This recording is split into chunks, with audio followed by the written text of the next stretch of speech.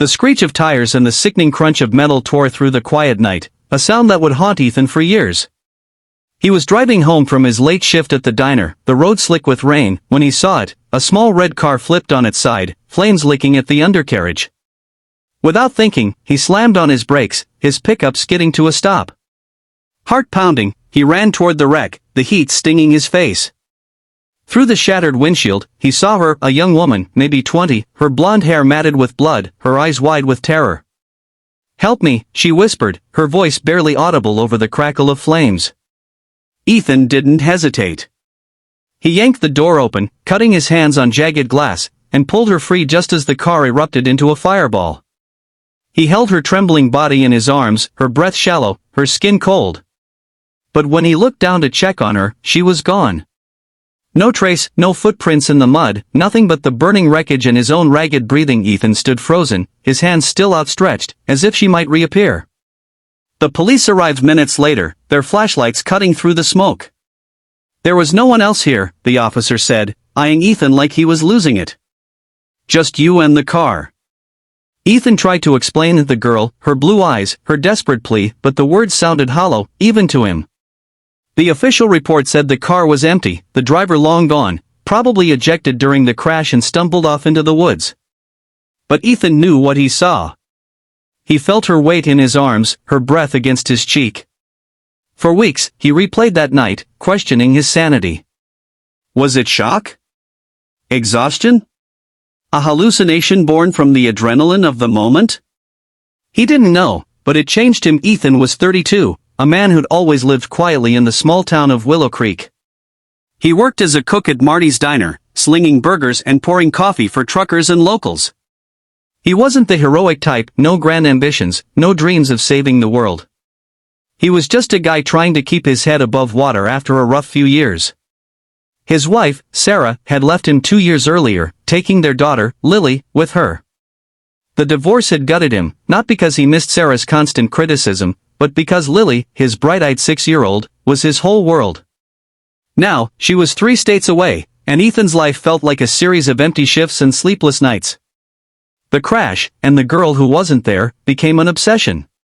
He started visiting the site, a lonely stretch of Route 17, leaving flowers where the car had burned. He didn't know why. It just felt right. Months passed, and the town began to whisper. "Ethan's lost it," they'd say, shaking their heads as he walked by. His co-workers noticed the bags under his eyes, the way he'd stare into space during the dinner rush. His best friend, Marcus, a burly mechanic with a heart bigger than his frame, tried to pull him back. "You gotta let this go, man," Marcus said one night over beers at the local dive bar. "You didn't do anything wrong. You tried to help. That's who you are." But Ethan couldn't let it go. Every time he closed his eyes, he saw her face, those blue eyes pleading. He started dreaming of her, vivid dreams where she stood in the rain, unharmed, speaking words he couldn't quite hear.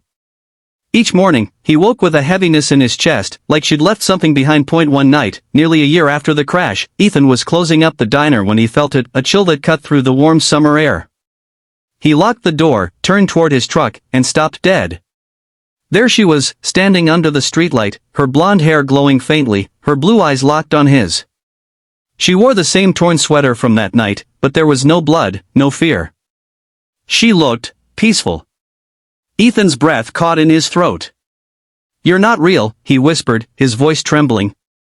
She smiled, soft and sad, and said, "I was real enough for you to save me." Her voice was clear now, like a bell in the silence. Before he could respond, she stepped closer, her presence impossibly warm. "You need to forgive yourself, Ethan. You're carrying too much." He staggered back, his mind racing. "Who are you? Why are you here?" She tilted her head, her eyes searching his. "You saved me because you couldn't save her. But you can still save yourself." Her words hit like a punch. Ethan's thoughts flashed to Lily, to the guilt that gnawed at him for not fighting harder to keep her close, for not being the father she deserved. Tears stung his eyes. "I don't know how," he admitted, his voice breaking. The girl reached out, her hand hovering near his cheek, not quite touching. "Start with you. Then find her." She stepped back, and the street light flickered. When it steadied, she was gone. Ethan stood there, shaking, the weight of her words sinking in. He didn't sleep that night. Instead, he sat at his kitchen table, staring at a photo of Lily, her gap-toothed grin beaming from a frame. He hadn't called her in months, too ashamed of his own failures to face her voice. But the girl's message burned in his chest. The next morning, he called Sarah. It was awkward, tense, but he asked to speak to Lily. When her small voice came on the line, saying, "Daddy?" Ethan broke down, promising her he'd visit soon. Sarah, surprisingly, didn't fight him. "She misses you," she said quietly. That was the turning point. Ethan started therapy, something he'd always scoffed at before. He talked about the crash, the girl, the guilt that had anchored him to that night. His therapist, a kind woman named Dr. Ellis, didn't dismiss his story.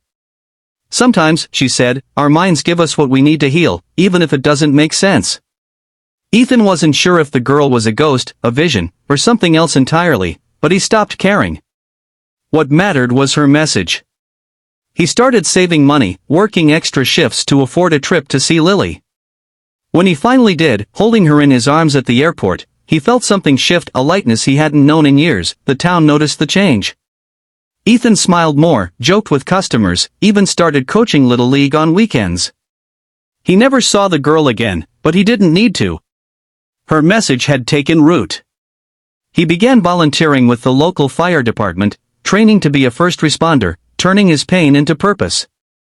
The crash site on Route 17 no longer felt like a wound. Instead, it was a reminder that he tried to save someone, real or not, and that instinct was who he was. Years later, Ethan stood in front of a community center crowd, sharing his story for a fundraiser to support volunteer firefighters. His voice was steady, his eyes bright with purpose. Lily, now 10, sat in the front row, cheering him on. "I don't know if she was real," he said, his gaze sweeping the room, "but she saved me as much as I tried to save her. She taught me that forgiveness starts with yourself, and from there, you can rebuild anything." The crowd applauded, some wiping tears, others nodding in quiet understanding. Ethan looked at Lily, her proud smile mirroring his own, and knew he'd found his way back, not just to her, but to himself. The story of the girl who wasn't there became a legend in Willow Creek, a tale of mystery and redemption. But for Ethan, it was simpler. It was about second chances, about listening to the messages life sends, even when they come from impossible places.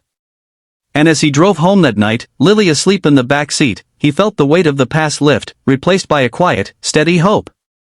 Whatever the girl was, she'd given him a gift, the courage to keep going, to love fiercely, and to never stop trying to save what matters most.